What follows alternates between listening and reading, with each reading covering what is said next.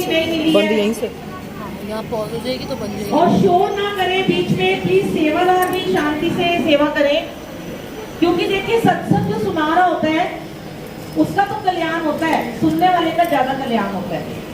और जब गुरु जी विराजमान होते हैं तो मेरे ख्याल से डिसिप्लिन, सबसे ज्यादा उनको डिसिप्लिन ही पसंद है। चाहे कुछ भी हो जाए, जब तक हम दरबार में बैठे हैं, जब हम इस दरबार में जब तक बैठे हैं गुरु जी के चरणों में, तब तक हमें आपस में कोई भी बात करने का हुक्म नहीं होता संगत जी। कुछ भी हमें, अभी भी देखिए कुछ आंटी बीच में बातें कर रहे हैं। हाँ जी आंटी जी, आंटी बहुत जरूरी बात है क्या? थोड़ा सा देखिए, गुरु जी बैठे हैं गद्दी पे, अभी आप उनको देखिए और थोड़ा सा डिसिप्लिन रखिए कि गुरु के दरबार में जब तक बैठे हैं तब तक आपस में कोई भी बात ना करें, ना कोई फोन का यूज करे। ये जो गुरुजी है ना, ये हमें ऐवे ही नहीं मिल गए हैं, आज हम सबको गुरुजी मिल चुके हैं। और हम लोग ना बड़े सोचते हैं कि ये गुरु कैसे हैं, सबको ही मिल गए हैं, हर कोई जय गुरु जी कर रहे हैं, हर एक की गाड़ी के पीछे जय गुरु जी ब्लेसिंग ऑलवेज लिखा है। तो हमें ऐसा लगता है कि हमें बड़ी आसानी से ना गुरु महाराज मिल गए हैं, पर ऐसा नहीं है। ये उनके हुक्म के बिना इस दरबार में कहते हैं कि आप इस गेट तक आ सकते हैं, अपनी मर्जी से इस गेट तक आ सकते हैं, पर इस गेट के अंदर जहाँ गद्दी लगी है वो गुरुजी के हुक्म के बिना आप आ ही नहीं सकते हैं। चाहे जो मर्जी हो जाए, आपको कोई फोन आ जाएगा घर से कि मुझे कोई काम पड़ गया, या मेरी चाबी नहीं मिल रही है, या कोई बैंक वाला आ गया है। बहुत सारे ऐसे मैंने सत्संग देखे हैं कि हमारे सेवादारी होते हैं और गाड़ी नीचे लगाते हैं और अंदर नहीं आ पाते हैं, वापस उनको घर बुला लिया जाता है। तो आज आप बहुत शुक्रगुजार रहे कि इन गुरु महाराज जी के देवों के देव महादेव के चरणों में बैठने का मौका मिला है। अब ये गुरु जी कौन है, कहां से आए हैं? कलयुग के अवतार। जैसे श्री गुरु नानक देव जी 550 साल पहले श्री गुरु नानक देव जी का अवतार हुआ, जब ये कलयुग आया था। ज्यादा तो मैं ज्ञानी नहीं हूँ, पर मुझे गुरु जी ने शायद बहुत सारे ग्रंथ पढ़वा दिए। शिव पुराण कई बार पढ़वा दी, भागवत, गरुड़ पुराण, रामायण, महाभारत और बड़े सारे यूट्यूब पे ग्रंथ पढ़े। लास्ट ईयर जब मैं यूएस में थी तो मैंने ना एक सप्तऋषि की कथा पढ़ी थी। बड़ी हैरान हुई कि मुझे गुरु जी ने ये कथा मुझे कैसे पढ़वा दी, और फिर मैंने वो सत्संग शेयर करके यूट्यूब पे डाला। एक सुनीला नाम के सप्तऋषि थे।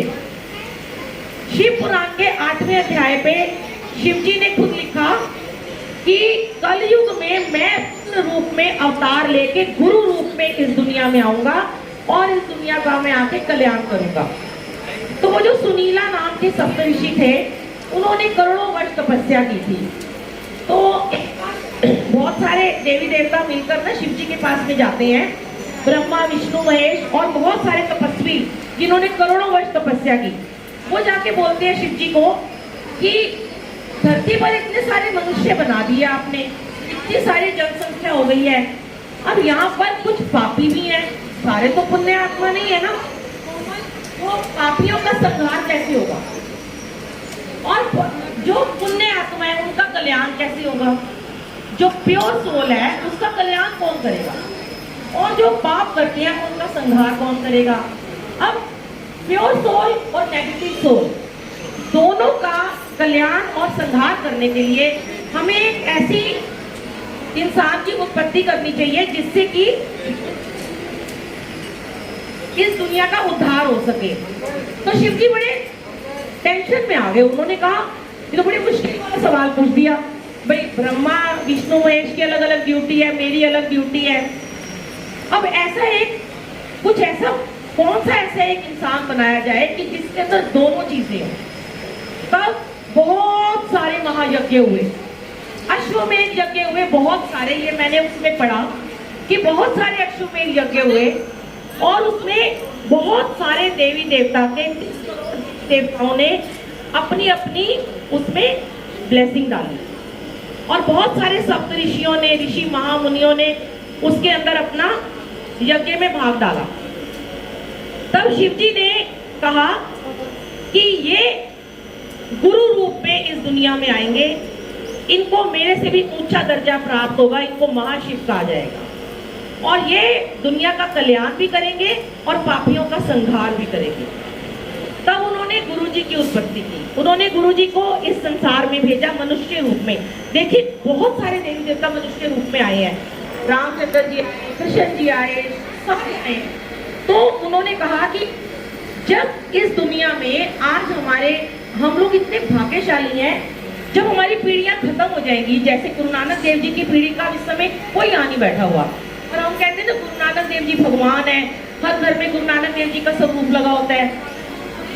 आने वाले 100 साल, 200 साल, 500 साल बाद हर एक घर में गुरु जी का स्वरूप होगा, हर घर में गुरु जी के नाम की जोत जगेगी, हर घर में गुरु जी को देव माना जाएगा, जो अभी 10% नहीं मानते हैं। क्योंकि गुरु जी ने एक गुरु जी ऐसे हैं जिन्होंने आप उनसे कुछ मांगो ना फिर भी वो आपको दे देंगे।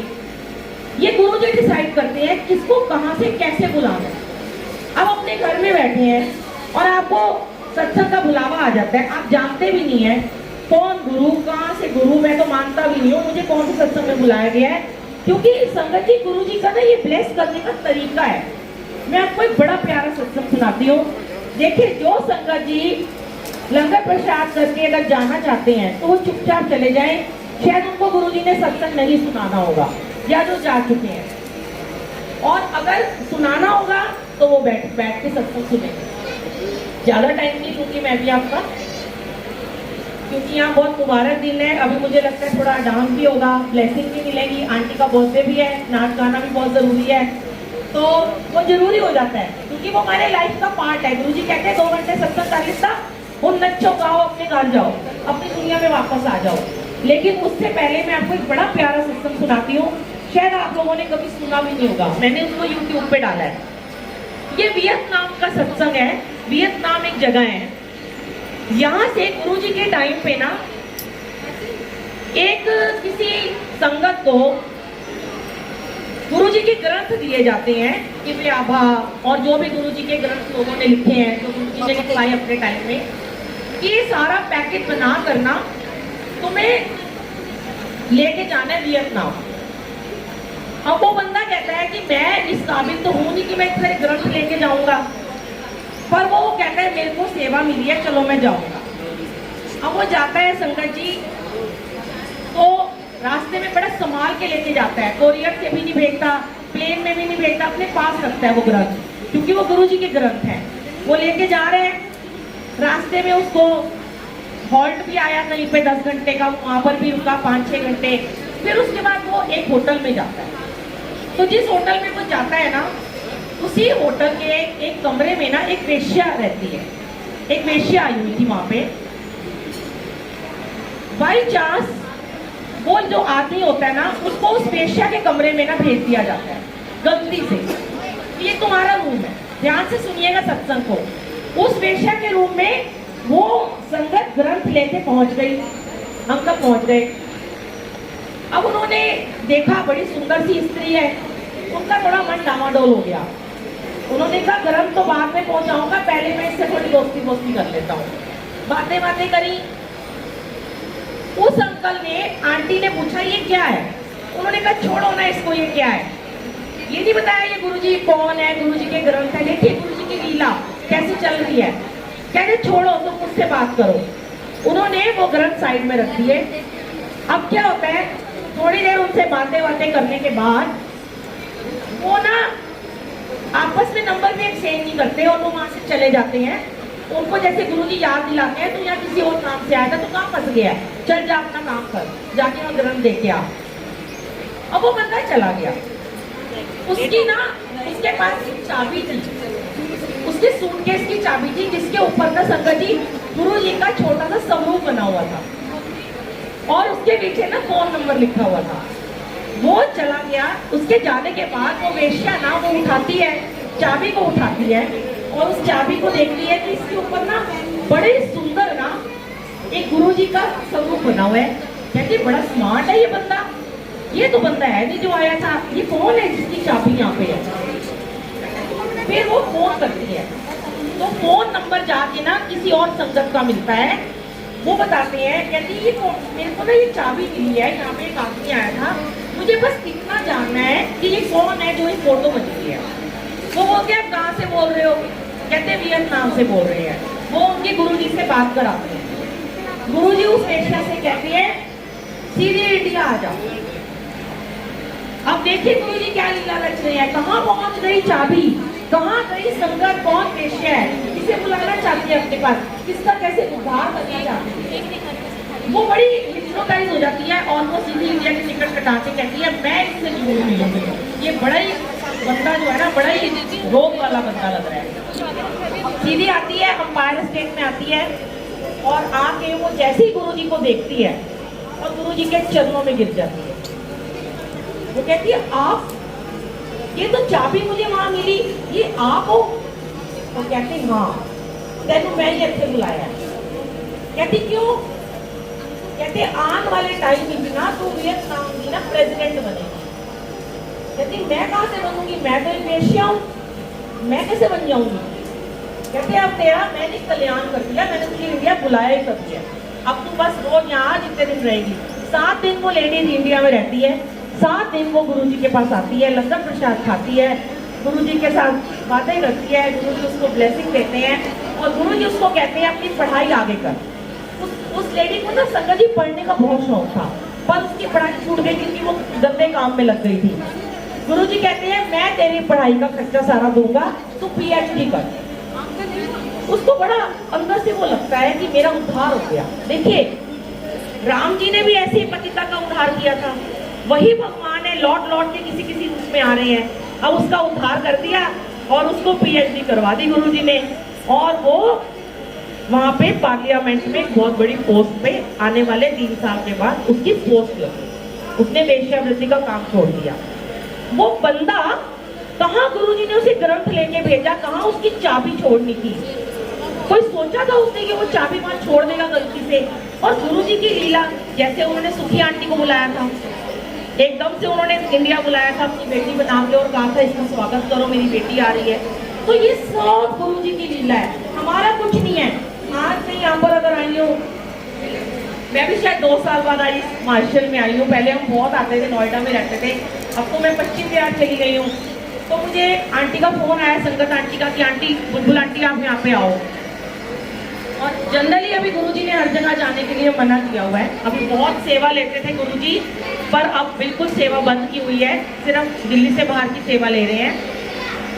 सेवा भी कैसी होती है, देखिए एक और मैं आपको, सेवादारों के लिए है ये, जितने भी सेवादार यहाँ पे खड़े हैं, aunty aunty aunty aunty aunty ji, दुनियादारी बाद में। देखिए गुरुजी कहते हैं इस दरवाजे के बाहर दुनियादारी है, यहाँ कोई दुनियादारी नहीं है, चल ही नहीं सकती आपकी दुनियादारी। जितने सेवादार हैं सेवा में खड़े हैं। छोटा सा एक मैं आपको 4 लाइन का सत्संग बताती हूँ जो गुरुजी ने मुझे सिखाया। आज हमें सेवा मिल जाती है, मैं बहुत सेवा करती थी, रोज मैं सेवा में जाती थी, डेली डेली डेली, यहाँ बैग उठा के वहाँ बैग उठा के, कभी यहाँ कभी वहाँ, और दिन रात सबको ये कहती थी मुझे तो टाइम ही नहीं है बात करने का, मुझे तो कितनी सेवा मिल गई है, मैं तो बिल्कुल कुछ नहीं कर सकती हूँ, थक जाती हूँ, ये हो जाता है वो हो जाता है, सर में दर्द होता है। गुरुजी ने क्या दिखाया, साक्षात दिखाया गुरुजी ने, सेवादार और संगत में किसका लेवल ऊंचा है। आज हम सेवादार बन जाते हैं, बहुत खुश हो जाते हैं, ये आप सारी संगत को आप जवाब मिलेगा। और बहुत सारी संगत को YouTube पे आप मेरा डालेंगे बुलबुल आंटी सत्संग, उसमें टॉपिक डाले सेवादार और संगत में किसका लेवल ऊंचा, पूरा सत्संग आप सुन लेना, मैं आपको शॉर्ट में बता रही हूँ।